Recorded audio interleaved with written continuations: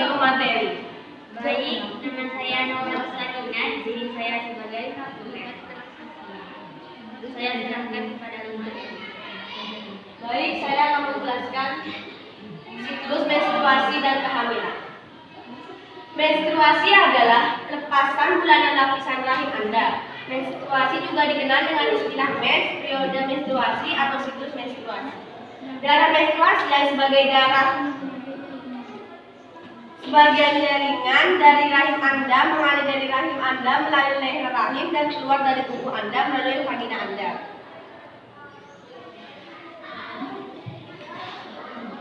Siklus menstruasi adalah istilah untuk menggambarkan urutan peristiwa yang terjadi di tubuh Anda saat mempersiapkan kemungkinan kehamilan setiap bulannya.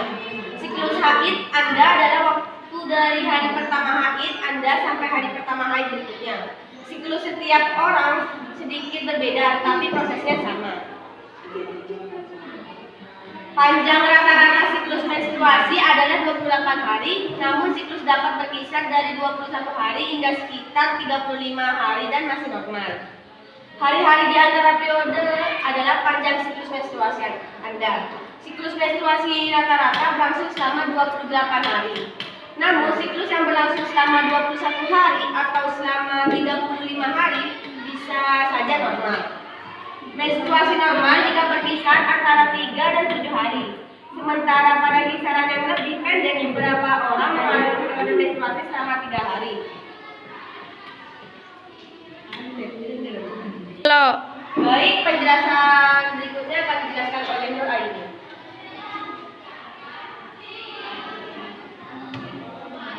Kehamilan. Seperti yang sudah disebutkan di atas, dalam terjadi proses perbulangan, dua unsur penting harus ada dalam sel telur dan sperma. Setiap bulan, wanita akan melepaskan satu sel telur yang sudah matang dari salah satu ovari. Proses yang dinamakan ovulasi ini menandakan datangnya masa subur wanita.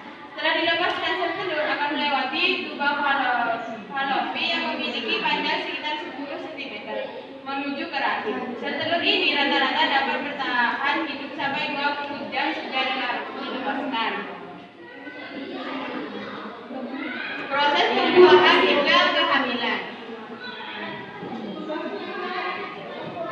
Halo. Ejakulasi pada pria. Saat berhubungan seksual dengan pasangan, pria akan mencapai orgasme dan menghasilkan ejakulasi. Ejakulasi yang terserak ini akan mendorong cairan semen atau air mani yang mengandung sperma masuk ke dalam vagina menuju leher rahim. Perjalanan menuju sel telur. Meskipun pria membutuhkan orgasme untuk melepaskan sperma, wanita tidak melakukan orgasme agar terdapat konsepsi. Setelah sperma masuk ke dalam tubuh wanita, perjalanan sperma mencari sel telur untuk dibuahi baru. Kemampuan sperma menuju sel telur. Setelah berhasil melewati sel telur, sperma kemudian harus berenang sekitar 18 cm dari serviks menuju rahim.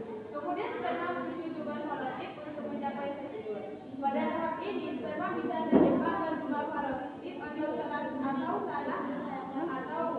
falotik yang salah atau bahkan bisa mati pencariannya. Halo.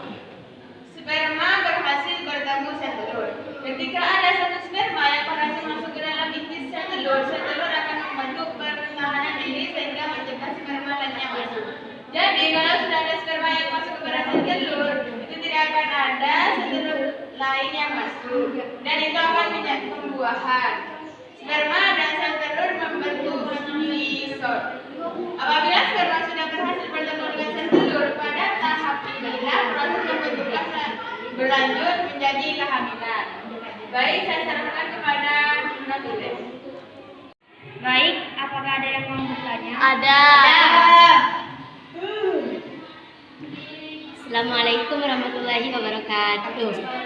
Perkenalkan, saya Faizatul Hasanah, perwakilan dari kelompok 4 ingin bertanya. Pada umumnya wanita hamil itu berapa bulan dan paling lamanya itu berapa Baik, apa ada pertanyaan lagi? Ada.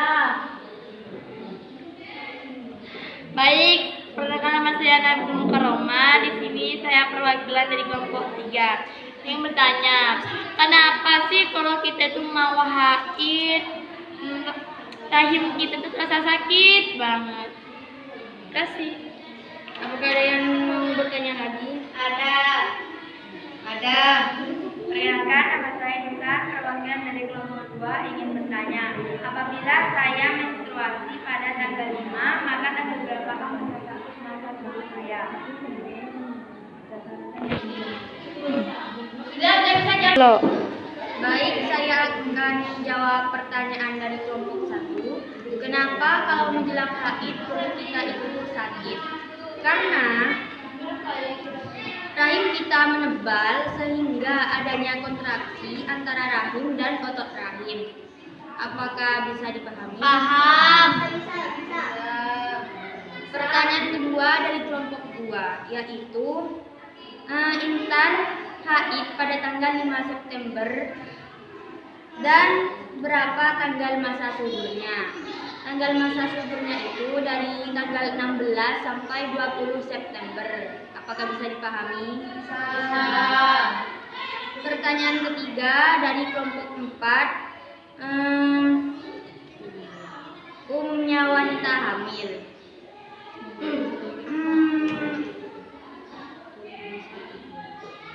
Paling sedikitnya wanita hamil itu antara trimester kedua, tapi ada kemungkinan kelainan.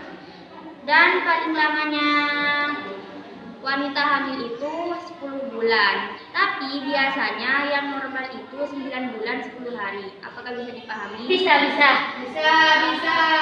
Baik, saya serahkan kepada moderator. Cukup sekian presentasi dari kami, kurang lebihnya mohon maaf. Wassalamualaikum warahmatullahi wabarakatuh. Waalaikumsalam warahmatullahi wabarakatuh. Baik, sampai di sini saja penjelasan dari kami, kurang lebihnya mohon maaf. Assalamualaikum warahmatullahi wabarakatuh.